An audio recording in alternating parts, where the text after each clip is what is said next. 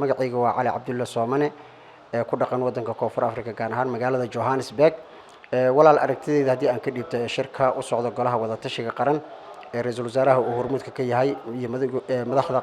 maamul goboleedyadaba waxaan dhihi karaa waxay xagal daacinayaan ama aysan daacad ka ahayn qabashada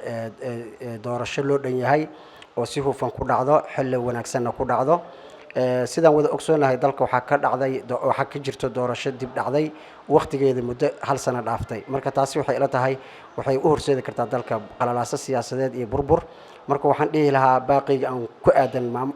golaha wada tashiga waxaan dhihi lahaa intii aad daacad ka noqotaan doorashadaasi qabashadeeda waxaan dhihi lahaa in la joojiyo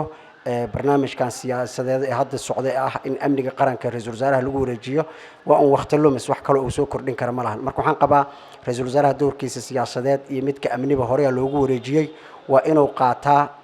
maamul goboleedyadana ay kula shaqeeyaan arintaasi ayagoo u turaya dalkaasi iyo dadkaasi dhibaataysan muddada sanadka hadda la daala dhacaya qabasho la'aan doorasho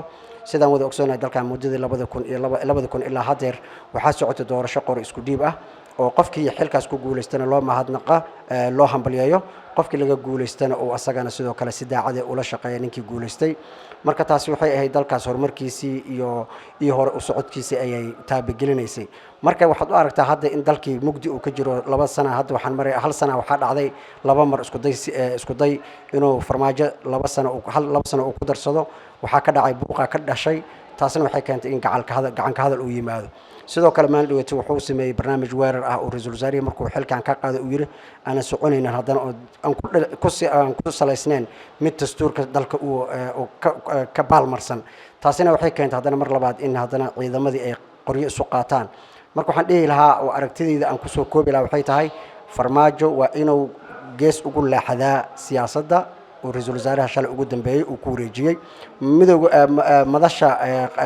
maamul goboleedyadana waa inay la shaqeeyaan ra'iisul wasaaraha walaal waa mahadsantahay